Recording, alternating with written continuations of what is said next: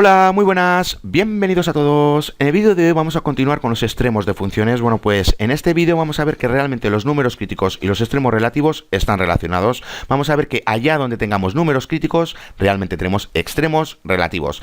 Ahora bien, recordar que nosotros los extremos absolutos también los podemos considerar como extremos relativos, pero solo aquellos extremos absolutos que no sean extremos de punto de frontera. Ya sabemos que si tenemos extremos absolutos de punto frontera, ya sabemos que no los podemos considerar como extremos relativos, porque ya sabemos que aquí no podemos generar un abierto que contenga este punto porque no podemos continuar por la izquierda, y aquí nos pasa lo mismo, no podemos generar un abierto que contenga este punto porque ya sabemos que aquí no podemos continuar por la derecha. Bueno, pues ya sabemos que solo podemos considerar los extremos absolutos como extremos relativos aquellos extremos absolutos que no sean extremos de punto frontera. Bueno, pues eso es lo que vamos a ver también en este vídeo. Vamos a ver dónde tenemos dentro de estos extremos relativos los extremos absolutos. Bueno, pues vamos a ver cómo relacionamos nosotros los extremos relativos con los números críticos. Bueno, pues recordar que los números críticos hacen referencia a aquellos números donde nosotros si dibujamos tangentes obtenemos tangentes horizontales, y aquellos números donde nosotros no podemos obtener la derivada. Bueno, pues ya vemos que realmente allá donde tenemos números críticos, realmente tenemos máximos y mínimos relativos. Bueno, pues nos dice lo siguiente, que los extremos relativos ocurren en números críticos. Bueno, pues si una función f tiene un extremo relativo en x es igual a c, como vemos aquí, bueno, pues ya vemos que c realmente es un número crítico. Bueno, pues ya vemos que esta función tiene aquí un máximo relativo. Bueno, pues ya vemos que este punto realmente es un número crítico, porque si nosotros dibujamos una tangente en este punto, ya sabemos que obtenemos una tangente horizontal. Bueno, pues como digo, allá donde tengamos números críticos, realmente tenemos extremos relativos.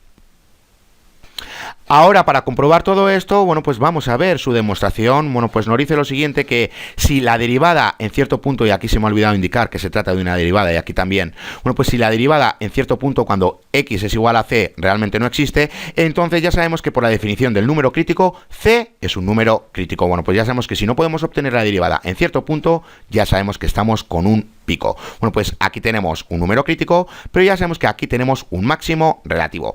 Ahora bien, si la derivada existe en dicho punto, entonces ya sabemos que tenemos tres posibilidades. Ya sabemos que la pendiente en dicho punto puede ser positiva, ya sabemos que también puede ser negativa, o que también ya sabemos que puede ser igual a 0.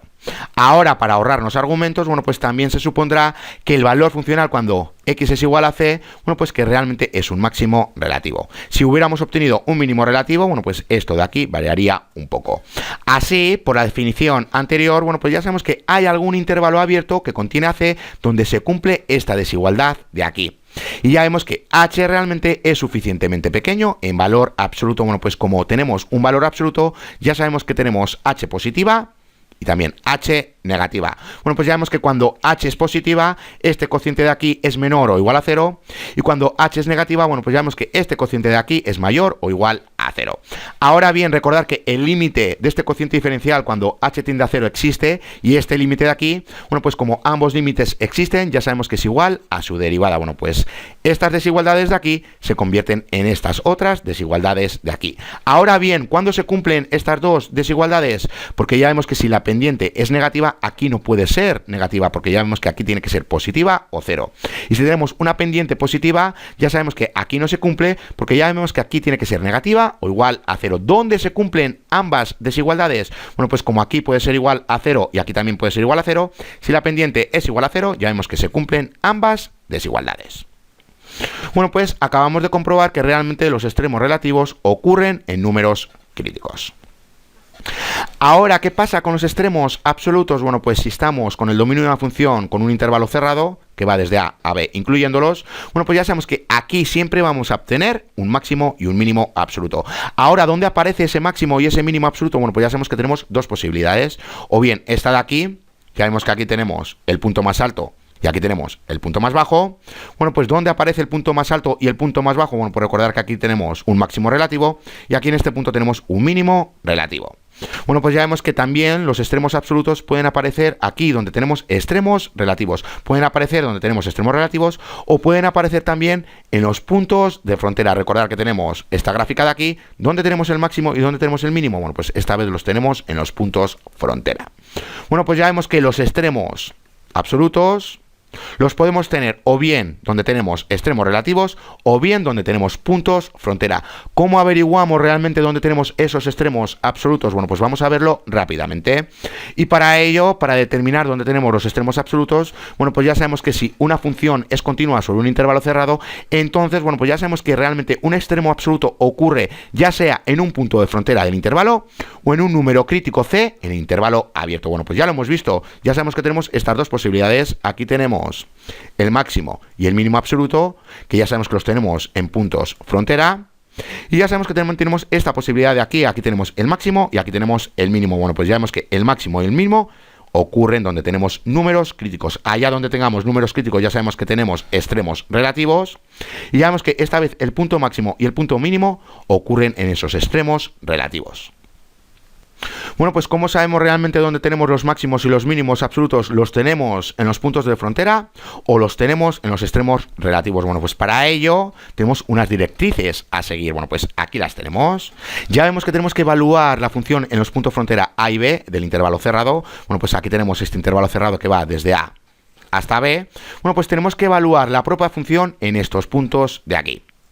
Una vez que hemos evaluado esos puntos, bueno, pues tenemos que encontrar todos los números críticos en el intervalo abierto. Bueno, pues ya sabemos que tenemos que igualar la derivada a 0 para encontrar los números críticos, o ya sabemos que también tenemos que encontrar los puntos allá donde nosotros no podamos encontrar la derivada.